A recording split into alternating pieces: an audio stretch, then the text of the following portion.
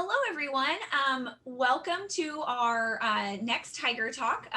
Thank you so much for joining us. My name is Lindsay Bray. I'm the Senior Coordinator for Parent and Family Services here at the University of Memphis. Today, we have two of our fantastic staff members with our Peer Power program here to kind of talk with you a little bit about what it is and how your student can get involved and how they can benefit from it as well. So Sylvia and Deja, thank you so much for joining us. Hello. Thank you for having us. Awesome. Sylvia, can you introduce yourself first? Yeah, so hi everyone, I'm Sylvia Barnes. I'm a current PhD student here at the University of Memphis, getting my doctorate in English, specifically 19th century African American literature. I am one of the new program directors with the Peer Power Foundation as we are expanding into 10 schools this school year. Awesome. And Deja? Hi everyone, my name is Deja Shorter. I am the Assistant Program Director of East and University Middle. I am a recent graduate of the University of Memphis, and I got my bachelor's in health studies. Fantastic. Well, thank you so much both for joining us. To get us started, can you, I'll turn it over to Sylvia first, if you want to tell us a little bit about Peer Power and what the mission of your organization is. So Peer Power is a nonprofit organization here in Memphis. And like I said earlier, we are in 10 schools and one middle school, so U Middle. And basically what we want to do is help teachers with their organizational instruction and helping our students better receive that information. So one of the things that we do focus on at Peer Power is getting that teacher to student ratio down from 30-1 to 10-1. And how do we do that? Is by employing lovely college students in the classrooms to help facilitate that instruction in the classroom. So our mission is to inspire and empower youth to take control of their academic success. So we at Peer Power will say inspire, empower, peer power, because that's ultimately what we are aiming to do in our classrooms in Shelby County. Fantastic. And can either of you kind of talk a little bit about the connection that Peer Power has with the University of Memphis, and because it is a bit of a unique connection for us here on campus? For sure. So the University of Memphis, we chartered the Memphis model in 2015, and that's just the connection where we have like three main points. So it's Peer Power, it's Shelby County Schools, and it's the University of Memphis. And it's just the way like we can circulate everyone works together in order to make sure the students get a better education and a better life. That's fantastic. So you mentioned that you are in our Shelby County schools, which is fantastic. How do U of M students help you with that, and how do they go about, being employed with you all? So without the college students as success coaches, Peer Power would not be the Peer Power Foundation. And that is something that we constantly reiterate. Without our success coaches in the classroom, I would not be a program director. Like there would not be an organization. So we are driven by having these college students in the classroom. And if anybody is interested, we're still taking applications, but you can just go to our website, peerpowerfoundation.org, and click apply. And that's how you can get involved. And then someone will reach out to you about that. That's great. And we'll make sure and put that link below as well. So can you talk a little bit about what success coaches do in the classroom and how they are helping the teacher that they're paired with?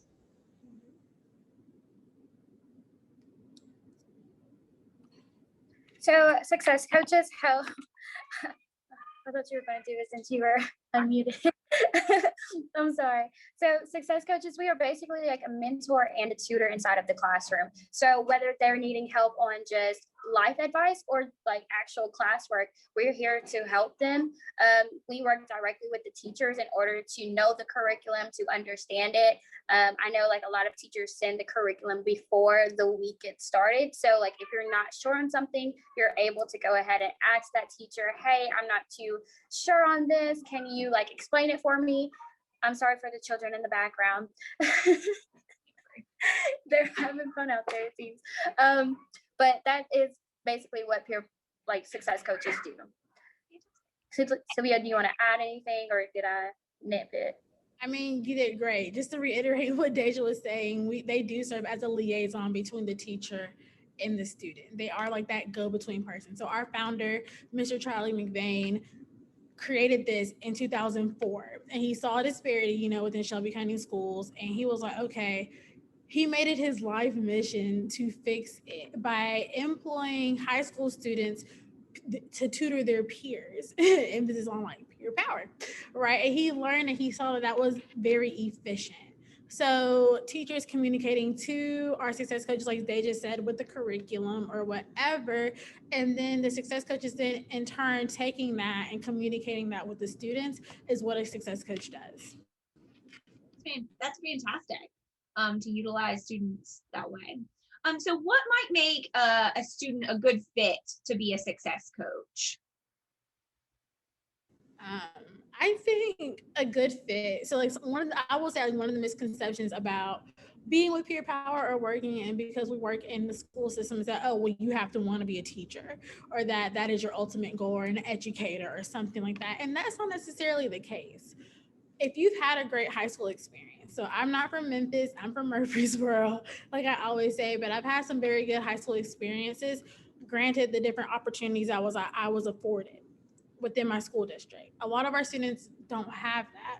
So if you have a need to want to translate your experiences to someone else, if you do have this feeling to really help others, give back, if you are creative and you want to utilize it in that way, if you want to mentor someone, if you had a mentor that really was influential and was very pivotal in your life, and you want to serve as that for someone else, then this is the job for you. And so that is what I think. That's that's that. So if you want to be a mentor, if you want to give back to your community, or if you just want to see other students succeed, then you should be applying for us at Peer Power. And that's really good to know that a student wouldn't necessarily have to want to go into education, that this is kind of an extra layer to that, and really can help with future career too, because you're going to mentor, you're going to lead in whatever career you go into as well. It's a lot of transferable skills, I will say that. But if you do want to be in education, right, this is probably the best way to really test to see if you want to do that, because you will have that hands-on experience in the classroom, and you will get to see day in and day out the realities of teaching that sometimes aren't really noticed or discussed, but you'll be able to experience that in the classroom. So that's great. So in terms of for students who might be interested based on this, what does the scheduling look like for them? Do they get to pick and choose, or how does that kind of work? So with scheduling, we really go with the semester schedule. So whatever your semester schedule looks like, we kind of work around it. So the minimum requirement is to work 9 hours a week, and the most that you can get up to is 28 hours a week. That's Monday through Friday. There are some opportunities on Saturday with the ACT Prep University program, but there's also summer programs that we have and during the summer, because kids aren't in school in the summer. But those are just different ways. I know if you're having problem with scheduling and it's not really working out, just talk to your program director about it. And it's an easy way to just clear it up. They just work with you. It's really, peer power is not possible without college students. And we know we always have exams, or you have different stuff that's going on in between. So just all you have to do is have that connection with your program director, and it'll be cleared up like that. That's good to know that there's some good flexibility, and that you are understanding of what it means to be a college student. There are definitely some times that get a little busier than others out there, as I'm sure you both understand. So what are kind of the minimum qualifications for a student to apply? Or is there a GPA requirement for a success coach? For a success coach, the minimum GPA is a 2.75. to apply. And then, we would like we're reaching out to, our students at the University of Memphis and at the college students that like being a college student, one, so being enrolled in school and having a minimum of a 2.75 GPA are like our minimum requirements to apply. So they would need to wait until at least the second semester of their freshman year in order to apply. They could wait until their second semester, or they could use their high school GPA. Okay. So if they're, let's say like they probably didn't have like the greatest high school experience or something like that, and they wanted to use their collegiate GPA, then yes, waiting till like the second semester to have that GPA would be good. But if they do have that 2.75 or higher, then they can go ahead and apply now. So we did see, so can you talk a little bit about what the Peer Empowerment Fellowship is? All right, so we do have a flyer for that, and I can send that to you soon. But the Peer Power Empowerment Fellowship is just where you get a chance to meet with different people who have the same mindset as you. You get to learn in ACAD and another program. I forgot what class that is. Do you remember? It's philosophy. Philosophy. Okay. And it's just a way for you to get a better understanding of the students, of the classroom. Do you want to add anything, Sylvia? I think I got it. I mean, so it's new. So I will say like, yeah, it's very new. Yeah, our Peer Empowerment Fellowship is new. It's launched this year. And we have a group of fellows who are coming in and they're taking a collegiate course that are taught by Dr. Mary Grace Hemme and Dr. Sarah Benson this school year. And kind of putting in our principles and practices that we do here at Peer Power in that classroom. So if you were to do the Peer Empowerment Fellowship, you would, one, have a job with Peer Power starting out at $13.25, and then you'll also get a book stipend to help pay for some of your books, because books can be expensive, whether you rent to own or buy or just rent. So like there will be that supplemental money there too. So you get book stipend, you get future employment, and you also get college credit within the Peer Empowerment Fellowship. Mm-hmm. That sounds like a fantastic way to kind of get all three of those in there and get our students a little bit more connected as well. So you mentioned this a little bit about the skills that a student might gain while they're doing this and how they might be transferable. Can you talk a little bit more about those skills and why a parent might want to encourage their students to take on this opportunity? So like Deja said earlier, this job is very flexible. And one thing that we at Peer Power do value is education. So like we know that they are students. We know that they may have struggles or things like that. So as a parent, I mean, one, I would be a little hesitant of my child having a job their first semester, especially whenever they're trying to get adjusted. But on the flip side of that is that, okay, if they do work with Peer Power, they will have the ability to network with people across a variety of spectrums of like different job opportunities, different organizations, and things like that. So one thing that we do at Peer Power is network. We have people who are in different fields, who have different talents and skills, and that our success coaches could utilize that resource. As an organization, things that our new success coaches could learn is communication.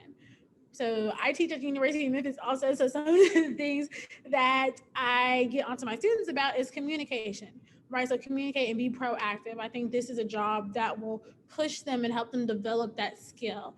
Also problem solving. Things aren't going to always go your way in the classroom. They're not always going to go how you think it's planned out. But we can problem solve together as a collective and come up with a solution. And even if you're not comfortable doing that yourself, you will have more seasoned success coaches. You'll have a team lead, you'll have an assistant program director, and then you'll have a program director who have been here before and who can help you.